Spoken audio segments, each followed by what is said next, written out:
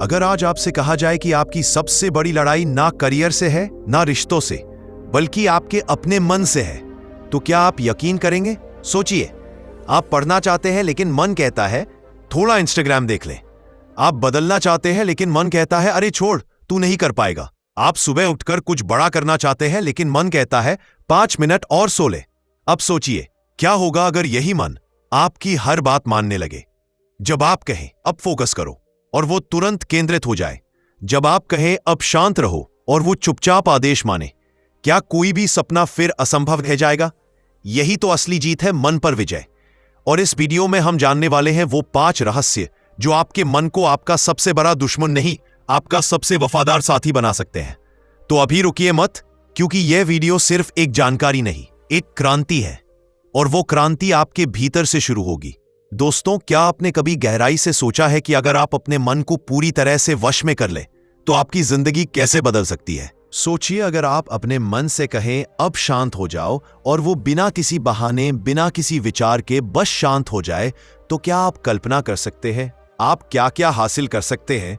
अगर आप कहें अब ध्यान केंद्रित करो, तो आपका मन इधर उधर भटकने के बजाय एकदम तीर की तरह अपने लक्ष्य पर जा लगे। ये कोई चमत्कार नहीं है, ये कोई सपना नहीं है, ये एक कला है और आज हम उसी कला का राज खोलने जा रहे हैं। क्यों कहा गया है कि जिसने अपने मन को जीत लिया उसने पूरे ब्रह्मांड को जीत लिया? क्यों गौतम बुद्ध ने कहा मन सब कुछ है, जो तुम सोचते हो वही तुम बनते हो? क्यों शास्त्रों में बार बार कहा गया मने मनुष्यानम कारणम बंधा मोक्ष, अर्थात मन ही बंधन का कारण है और मन ही मुक्ति का है, क्योंकि युद्ध बाहरी दुनिया से नहीं, अपने मन से है। और जिसने इस युद्ध में जीत हासिल कर ली उसके लिए फिर कोई दुनिया कठिन नहीं रहती। अब सोचिए, आज आपके साथ क्या होता है। आप किसी जरूरी काम में बैठते हैं और मन अचानक बीते हुए किसी झगड़े की याद दिला देता है, या कोई डर, कोई चिंता, किसी बात का पछतावा जो अभी हुआ भी नहीं, उस पर सोचते रहना। आपका मन आपके खिलाफ काम करता है। जब फोकस करना हो तब भटकाता है, जब शांत रहना हो तब शोर करता है, जब आपको हिम्मत चाहिए तब डराता है। आपका सबसे बड़ा दुश्मन आपके ही सिर के अंदर बैठा है। और अगर आप उसे वश में कर लें तो सोचिए कौन सी परीक्षा आपके लिए कठिन रह जाएगी, कौन सा लक्ष्य असंभव रहेगा। कई लोग कहते हैं मेरा मन नहीं लगता, मैं ज्यादा देर फोकस नहीं कर पाता, मन बहुत भटकता है, मैं जो सोचता हूं वह कर नहीं पाता। पर क्या आपने कभी सवाल किया है क्यों मन आखिर भटकता क्यों है? ध्यान से समझिए, मन एक बंदर की तरह है जो लगातार एक शाखा से दूसरी शाखा पर कूदता रहता है। अगर उसे कोई दिशा ना दी जाए, कोई साधन ना मिले, कोई लक्ष्य ना दिखे, तो वह कूदता रहेगा। बिल्कुल वैसे ही जैसे आप सुबह उठते ही मोबाइल चेक करते हैं, फिर वीडियो, फिर इंस्टाग्राम, फिर सोच, फिर चिंता, फिर कंपैरिजन, और सारा दिन बस ऐसे ही बिखर जाता है। अब सवाल यह है, मन को नियंत्रित कैसे किया जाए? कैसे उसे अपना गुलाम बनाएं? कैसे उसकी ताकत को अपने फोकस में बदले? इसका उत्तर आधुनिक मनोविज्ञान और प्राचीन ब्रह्म ज्ञान दोनों में छुपा है। आधुनिक विज्ञान कहता है कि मन दरअसल एक आदतों का जाल है, जो आप रोज सोचते हैं वही आपका मन बनता जाता है। आप जैसे विचारों को दोहराते हो वही रास्ते आपके ब्रेन में गहरे हो जाते हैं, उन्हीं रास्तों पर मन दौड़ने लगता है और धीरे धीरे वही आपकी नेचुरल सोच बन जाती है। उदाहरण के लिए, अगर आप हर सुबह उठते ही सबसे पहले चिंता करते हैं तो आपका मन उस आदत का आदी हो जाता है। अगर आप हमेशा दूसरों से तुलना करते हैं तो मन उस कंपैरिजन के चक्कर में उलझ जाता है। अब सोचिए, अगर आप हर दिन थोड़ा समय खुद को नियंत्रित करने में लगाएं, अगर आप मन को कहें आगे बढ़, तो क्या यह मुमकिन नहीं कि धीरे धीरे मन आपकी बात मानने लगे? गौतम बुद्ध ने कहा था मन ही सब कुछ है, अगर तुम उसे नियंत्रित कर लो तो दुख तुमसे दूर भाग जाते हैं। और आज न्यूरोसाइंस यही कहती है कि आपका ध्यान आपका सबसे बड़ा हथियार है। जिस पर आप ध्यान केंद्रित करते हैं वही बढ़ता है। इसलिए अगर आप फोकस चाहते हैं तो मन को बिखरने से बचाना होगा। अगर आप चाहते हैं कि आपका ध्यान अपने लक्ष्य पर टिके रहे तो आपको अपने मन को ट्रेन करना पड़ेगा। बिल्कुल वैसे जैसे एक बच्चा शुरुआत में जिद करता है पर धीरे धीरे समझने लगता है। याद रखिए, मन एक साधन है, मालिक नहीं। आप मालिक हो, और जब तक आप मालिक नहीं बनते तब तक मन आपका शोषण करता रहेगा। आज हम इस वीडियो की शुरुआत में सिर्फ इस बात को समझने आए हैं कि अगर फोकस चाहिए, ध्यान चाहिए, सफलता चाहिए तो सबसे पहले मन को कंट्रोल करना जरूरी है। और ये करना ना कोई रहस्य है, ना कोई असंभव कार्य। बस आपको शुरुआत करनी होगी, हर दिन थोड़ा थोड़ा, हर क्षण थोड़ा और जागरूक होकर। और जैसे ही आप अपने मन पर नियंत्रण पाना शुरू करेंगे, वो शुरुआत कर देते हैं, आपका ध्यान, आपकी सोच और आपका जीवन तीनों एक नई दिशा में मुड़ जाते हैं। और यही शुरुआत है। अगले भाग में हम विस्तार से जानेंगे मन को काबू में रखने की 5 अद्भुत और अचूक विधियां, जो आपको बताएंगी कि कैसे आप अपने जीवन में हर दिन अपने मन को साध सकते हैं, उसे अनुशासन में ला सकते हैं और अपने लक्ष्य की ओर तेजी से बढ़ सकते हैं। इसलिए वीडियो को यहीं मत छोड़िए, क्योंकि आगे आने वाला हिस्सा है वास्तविक परिवर्तन का दरवाजा। क्या आपने कभी खुद से पूछा है कि अगर मन मेरा है तो ये मेरी सुनता क्यों नहीं? क्यों जब मैं पढ़ना चाहता हूं तब यही मन बार बार मुझे मोबाइल की तरफ खींचता है? जब मैं कुछ सीखना चाहता हूं तब यह बीती बातें क्यों दोहराने लगता है? क्यों जब मैं खुद को बदलना चाहता हूं तब यही मन मुझसे कहता है, अरे छोड़, तू नहीं कर पाएगा? क्या यह सच में मेरा मन है, या मैं ही इस मन का गुलाम बन चुका हूं? जिसने मन को जीत लिया उसने दुनिया को जीत लिया। यह सिर्फ कोई श्लोक नहीं है, यह एक चेतावनी है। क्योंकि अगर तुमने अपने मन को नहीं जीता तो यह मन तुम्हें हर रोज हर कदम पर हरवाता रहेगा। और जो इस मन को जीत लेता है उसके लिए कोई भी लक्ष्य असंभव नहीं रह जाता। अब ध्यान से सुनो, क्योंकि आगे जो तुम जानने वाले हो वो सिर्फ ज्ञान नहीं है, ये तुम्हारे जीवन की दिशा बदल सकता है। मन एक बंदर की तरह है, हर वक्त उछलता है, कभी भविष्य में, कभी अतीत में, कभी चिंता, कभी भ्रम, कभी लालच, कभी डर। लेकिन सवाल यह है, क्या तुमने इस बंदर को नियंत्रित करना सीखा है? आज हम भाग रहे हैं, थक रहे हैं, टूट रहे हैं, लेकिन जीत नहीं रहे। क्यों? क्योंकि हमारी सबसे बड़ी लड़ाई हम खुद से हार रहे हैं। जब तुम कहो कि मैं सुबह 5 बजे उठूंगा तो तुम्हारा मन कहता है, थोड़ी देर और सो जा, तू थक गया है। जब तुम कहो अब मैं अपना फोकस पढ़ाई या काम पर लगाऊंगा तो तुम्हारा मन कहता है, पहले थोड़ी सी इंस्टाग्राम देख ले, फिर शुरू करेंगे। और जब तुम कहो अब मैं अपने जीवन में बदलाव लाऊंगा तो वही मन कहता है, तू कौन सा खास है, सब ऐसे ही चलते हैं, तू क्यों इतना सीरियस हो रहा है? यही तो असली बाधा है, मन। गौतम बुद्ध ने कहा था, मन ही सब कुछ है, जो तुम सोचते हो वही तुम बनते हो। अब जरा ठहरो और सोचो, अगर तुम अपने मन के मालिक बन जाओ, अगर तुम यह तय कर सको कि कब सोचना है, कब नहीं, कब ध्यान लगाना है, कब शांत रहना है, ना, क्या तुम एक नया जीवन नहीं बना सकते? अब वैज्ञानिक भी यही कहते हैं, हर दिन हमारे दिमाग में करीब 60,000 विचार आते हैं, जिनमें से 90% वही होते हैं जो हम कल सोच चुके हैं। मतलब हम हर दिन उसी पुराने पैटर्न को दोहरा रहे हैं, फिर भी उम्मीद करते हैं कि कुछ नया होगा। लेकिन नया तभी होगा जब मन नया होगा, और मन नया तब होगा जब वो तुम्हारा अनुयायी बनेगा, ना कि मालिक। जब बच्चा पहली बार साइकिल चलाता है तो उसका मन डराता है, गिरेगा, चोट लगेगी। लेकिन जब वो डर से ऊपर उठकर अभ्यास करता है तो साइकिल भी चल जाती है और आत्मविश्वास भी जन्म लेता है। ऐसा ही मन के साथ भी होता है। शुरू में डर लगता है, ध्यान करने में, फोकस करने में, मोबाइल से दूर रहने में, आलस छोड़ने में। लेकिन जब तुम एक बार इस मन को टकराकर नहीं समझाकर जीतने लगते हो, तब यह मन तुम्हारा सबसे बड़ा साथी बन जाता है। मन को कंट्रोल करना आसान नहीं, लेकिन नामुमकिन भी नहीं। इसके लिए चाहिए सिर्फ एक चीज, सचेत अभ्यास। हर दिन अपने आप से पूछो, क्या मैं वही सोच रहा हूं जो मुझे सोचना चाहिए? क्या मैं वही कर रहा हूं जो मुझे करना चाहिए? क्या मेरा मन मेरे अधीन है या मैं उसके? हर बार जब तुम बेकार की सोच में खो जाते हो, खुद को पकड़ो। हर बार जब मन बहकाता है, उसे याद दिलाओ, अब मैं तेरा मालिक हूं। यह शुरुआत मुश्किल लगेगी, लेकिन यही शुरुआत तुम्हें वहां ले जाएगी जहां दुनिया के सबसे सफल, सबसे शांत, सबसे जागरूक लोग पहुंचते हैं। मन की शक्ति कोई कल्पना नहीं है, यह रियल साइंस है, ब्रह्म ज्ञान है।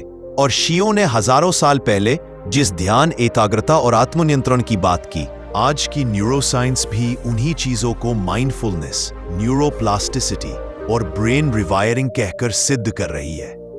मतलब साफ है, मन को जीतो तो हर चीज तुम्हारे लिए संभव हो जाती है। क्योंकि जब मन शांत होता है तब फोकस गहरा होता है, फोकस गहरा होता है तब काम में पूर्णता आती है, और जब पूर्णता आती है तो सफलता स्वतः तुम्हारे कदम चूमती है। आज का सवाल यही है, क्या तुम अपने मन को जीतने के लिए तैयार हो, या फिर हमेशा की तरह उसी बहानेबाज, भ्रमित और अशांत मन के पीछे घिसटते रहोगे? क्या आप जानते हैं कि आपके जीवन की सबसे बड़ी जीत या सबसे बड़ी हार कहीं बाहर नहीं, बल्कि आपके मन के अंदर तय होती है। आप सुबह उठकर सोचते हैं कि आज बहुत सारा काम करना है, आज से पढ़ाई शुरू करनी है, आज से फोकस करना है, लेकिन कुछ ही मिनटों में मन मोबाइल की तरफ भाग जाता है, कुछ पुरानी बातों में उलझ जाता है, या फिर बेवजह चिंता करने लगता है। और यही होता है असली युद्ध। बाहर की दुनिया से लड़ना आसान है, पर जो अपने ही मन को नहीं जीत सका, वह दुनिया में कुछ बड़ा नहीं कर सकता। मन एक ऐसा घोड़ा है जो अगर काबू में हो तो राजा बना देता है, और अगर बेकाबू हो जाए तो पूरी जिंदगी खींचता चला जाता है, बिना मंजिल के, बिना दिशा के। गौतम बुद्ध ने कहा था, जो अपने मन को जीत लेता है वही सच्चा विजेता होता है, क्योंकि जब तक मन नियंत्रित नहीं होगा तब तक कोई भी लक्ष्य, कोई भी सपना पूरा नहीं होगा। मन कहेगा कल कर लेंगे, मन कहेगा ये काम बहुत मुश्किल है, मन करेगा क्या फायदा इतनी मेहनत का, और हम उस मन की बातों में आ जाते हैं क्योंकि हमें यह सिखाया ही नहीं गया कि मन को कैसे नियंत्रित किया जाए। लेकिन आज का ये वीडियो सिर्फ ये कहने नहीं आया कि मन को कंट्रोल करो। आज हम जानेंगे वह पहली विधि जिससे हजारों सालों से आऋषि, मुनि, योगी और आज के महान लीडर्स भी अपने मन को मजबूत बनाते आए हैं। पहली विधि है ब्रह्म मुहूर्त उठना, मन के ऊपर राज करने का समय। अब आप कहेंगे ये तो सुना है, लेकिन इससे मन का क्या लेना देना? तो चलिए इसे गहराई से समझते हैं। ब्रह्म मुहूर्त यानी सुबह 4 से 6 बजे का समय। ये वह समय होता है जब पूरा वातावरण शुद्ध, शांत और ऊर्जा से भरपूर होता है। शरीर भी इस समय न्यूरोलॉजिकल और हार्मोनल स्तर पर एक विशेष अवस्था में होता है। वैज्ञानिक रूप से देखा जाए तो इस समय मेलाटोनिन नामक हार्मोन का प्रभाव अपने चरम पर होता है, जो न केवल गहरी नींद देता है बल्कि दिमाग को क्लैरिटी और एकाग्रता भी प्रदान करता है। दूसरे शब्दों में कहें तो ये समय वह गोल्डन टाइम है जब हमारा मन सबसे ज्यादा रिसेप्टिव, शांत और सीखने के लिए तैयार होता है। जैसे ही आप इस समय उठते हैं और बिना किसी शोरगुल के एकांत में बैठते हैं, तो धीरे धीरे आप महसूस करेंगे कि आपका मन अब पहले जैसा भागता नहीं है। ध्यान लगाना आसान हो जाता है, पढ़ाई करते समय शब्द जल्दी समझ आते हैं, और अगर आप कोई लक्ष्य तय करे तो मन उसमें रुकावट नहीं डालता बल्कि सहयोगी बन जाता है।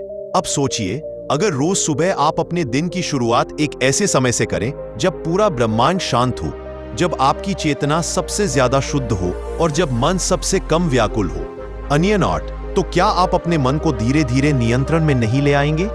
आज के समय में जहां लोग फोकस बढ़ाने के लिए तरह तरह की दवाइयां, एप्स और कोचिंग का सहारा ले रहे हैं, हमारे प्राचीन ग्रंथों ने हजारों साल पहले इसका सीधा और सटीक समाधान दे दिया था।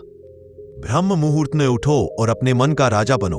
और यह केवल भारत के वेदों और उपनिषदों की बात नहीं है। आज की आधुनिक साइकोलॉजी भी यही कहती है कि सुबह जल्दी उठने वाले लोगों का विल पावर ज्यादा मजबूत होता है, क्योंकि जब आप सुबह नींद और आलस पर जीत हासिल करते हो तो दिन के बाकी छोटे बड़े फैसलों में भी मन आपको नहीं रोकता। अब आप खुद सोचिए, आप सुबह उठते ही फोन उठाते हैं और 15 मिनट स्क्रॉल करते करते 1 घंटा निकल जाता है। फिर मन कहता है अब क्या फर्क पड़ता है, दिन तो बिगड़ ही गया। और यही से शुरू होता है दिन भर का डिस्ट्रैक्शन, चिड़चिड़पन और फोकस की कमी। लेकिन जब आप ब्रह्म मुहूर्त में उठते हैं, आप दिन पर नियंत्रण करना शुरू करते हैं। आपका मन एक गुलाम की तरह आपके आदेश का पालन करता है। ध्यान लगाओ, मन बैठ जाता है। पढ़ाई करो, मन सहयोग देता है। प्लानिंग करो, विचार स्पष्ट रूप से सामने आते हैं। ब्रह्म ज्ञान के अनुसार यही समय होता है आत्मा और परमात्मा के सबसे नजदीक आने का, क्योंकि नींद से जागते ही मन सबसे शुद्ध होता है और उसमें बीते कल की मलिनता, आज के भय या भविष्य की चिंता नहीं होती। यह समय होता है नए विचारों के बीज बोने का, और उन्हीं बीजों से धीरे धीरे आपका चरित्र, आपका भाग्य और आपका जीवन आकार लेता है। गौतम बुद्ध अपने शिष्यों को इसी समय ध्यान करने की सलाह देते थे।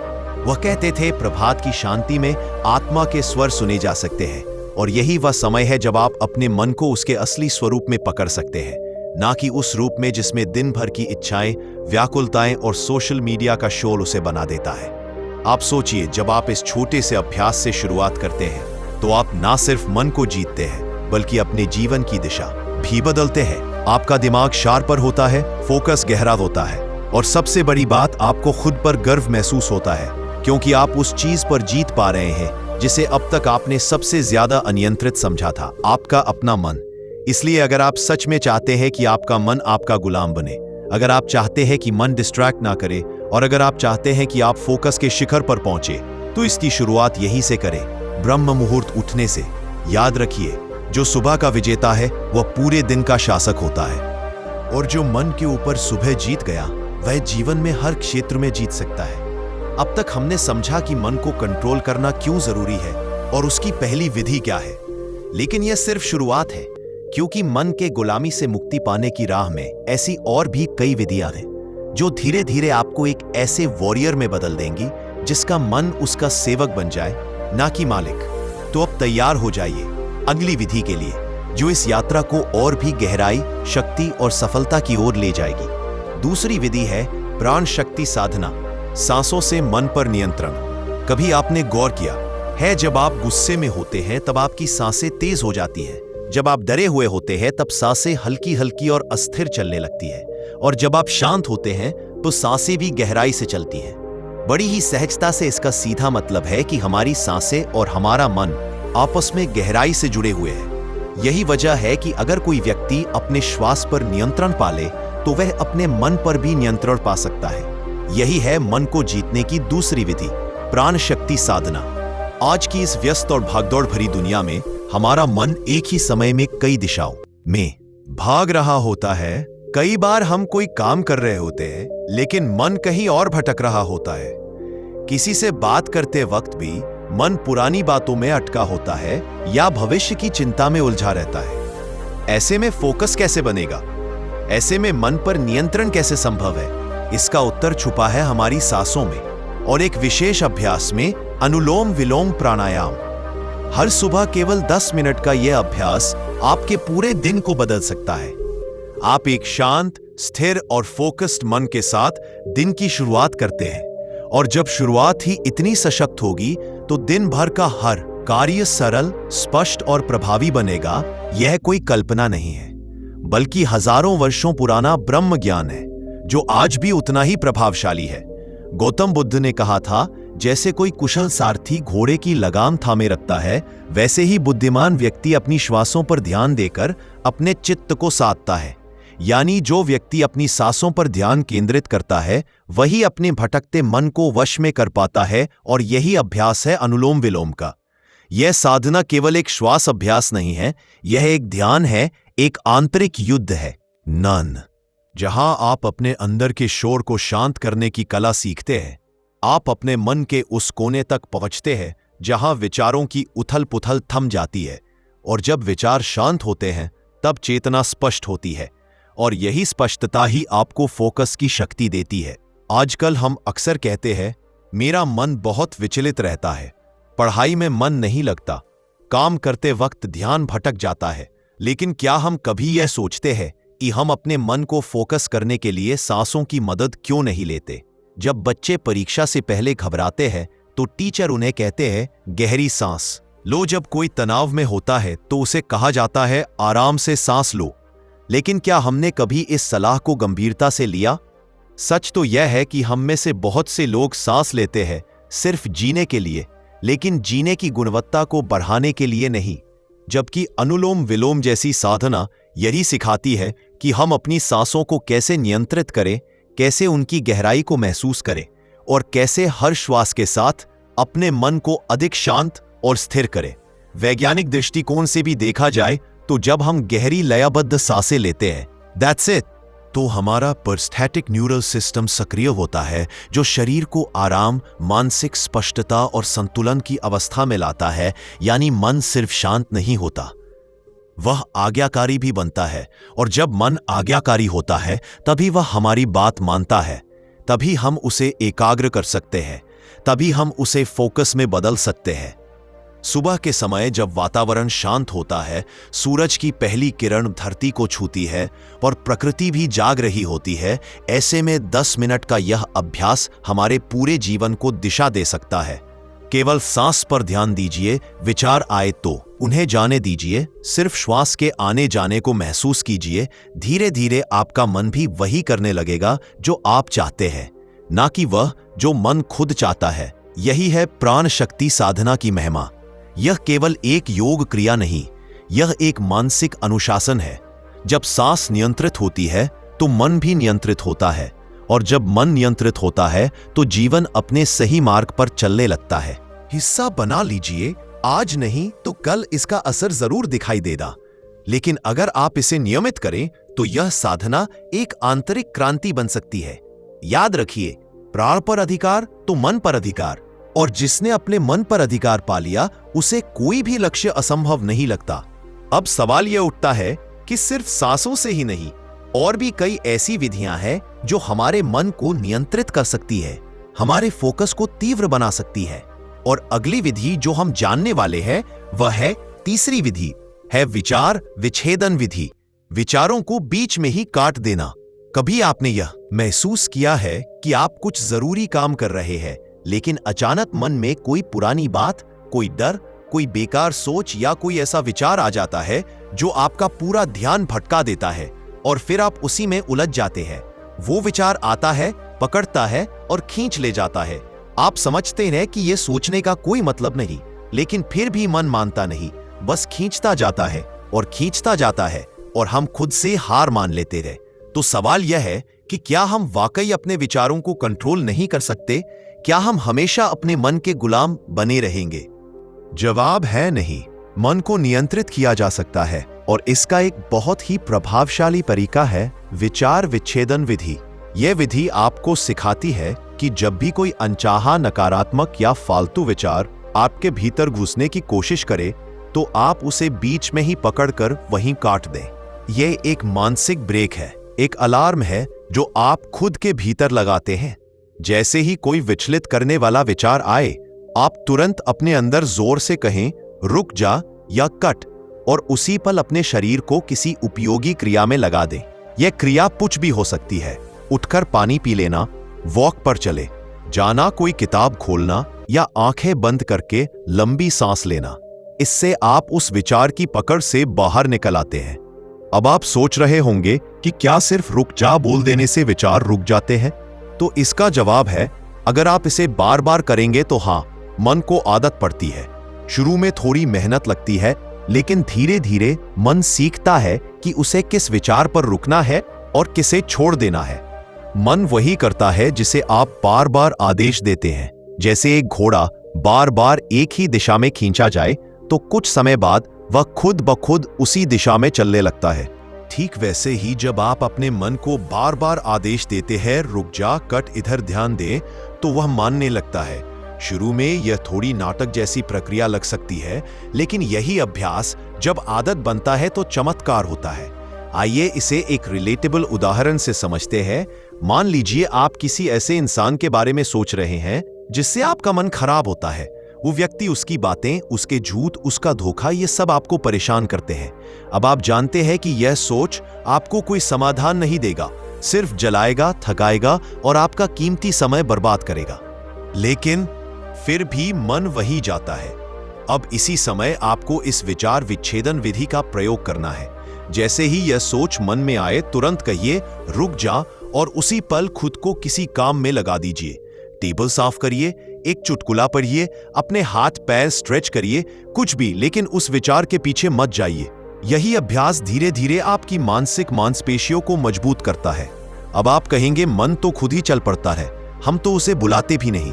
बिल्कुल सही, लेकिन बुद्ध कहते हैं, जो मन को जीत लेता है वह संसार को जीत सकता है, और मन को जीतने की शुरुआत यहीं से होती है। सोच को पहचानो, उसे रोको और ध्यान को दूसरी ओर मोड़ो।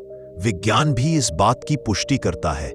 न्यूरोसाइंस कहता है कि जब आप किसी विचार को बार बार सोचते हैं तो उस विचार के लिए आपके दिमाग में एक न्यूरल पाथवे बन जाता है, और जब आप उस पाथवे को तोड़ने की कोशिश करते हैं, यानी विचार के बीच में ही कट कर देते हैं, तो धीरे धीरे वह पाथवे कमजोर पड़ने लगता है।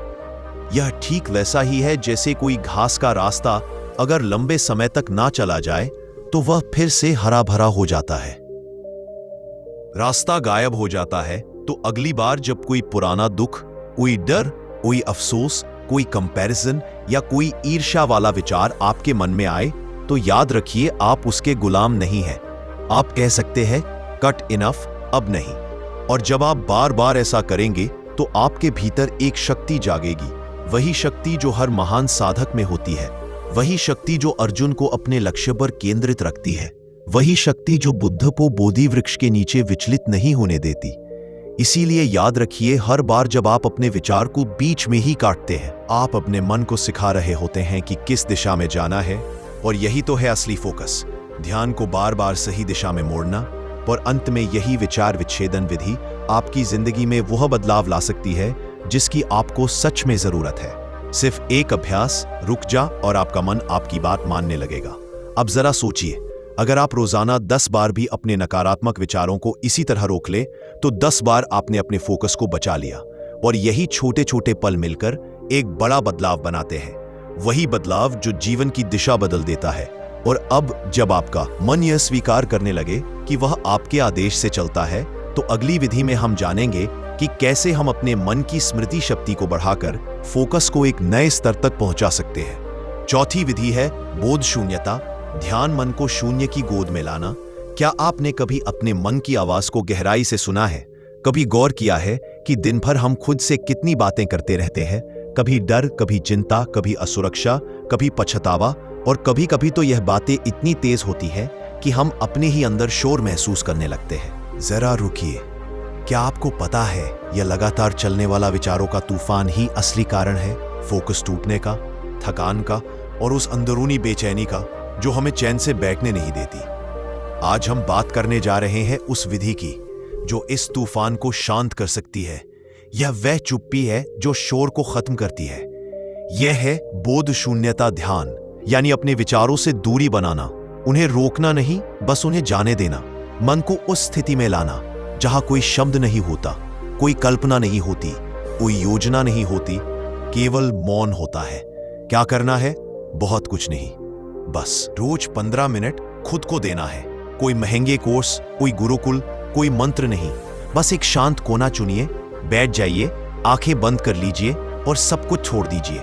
कोशिश मत कीजिए विचारों को रोकने की, क्योंकि जितना आप उन्हें रोकेंगे वे उतनी ज्यादा जिद करेंगे। बस उन्हें आने दीजिए और फिर जाने दीजिए। जैसे बादल आते हैं फिर बिना किसी कोशिश के चले जाते हैं, वैसे ही जैसे जैसे आप यह करना शुरू करेंगे आपको 2 अनुभव होंगे। पहले मन बहुत शोर करेगा, ऐसा लगेगा कि यह तो और भी ज्यादा भागने लगा है। लेकिन रुकिए, यह एक संकेत है कि वह खाली हो रहा है। दूसरा अनुभव होगा, एक दिन अचानक सब शांत हो जाएगा। आपको लगेगा कि विचार कम हो रहे हैं और एक गहरी स्पष्टता मन में उतर रही है। मन को शून्यता में ले जाने की यह साधना धीरे धीरे आपके भीतर गहराई से उतरती है, और जब शून्यता का अनुभव होता है तब बुद्धि तेज हो जाती है, शरीर शांत होता है और सबसे खास बात, फोकस एकदम धारदार हो जाता है। अब कोई भी काम करते समय मन बार बार भटकता नहीं, बल्कि पूरे होश और ऊर्जा के साथ एक ही बिंदु पर केंद्रित रहता है। अब आप सोच रहे होंगे, क्या इतना आसान है मन को शांत करना? नहीं, यह आसान नहीं, लेकिन यह असंभव भी नहीं है। यही तो अभ्यास है, यही तो वह विज्ञान है जिसे आज की मनोविज्ञान की दुनिया माइंडफुल साइलेंस कहती है, और जिसे हजारों साल पहले गौतम बुद्ध ने निर्वाण के द्वार का प्रथम चरण कहा था।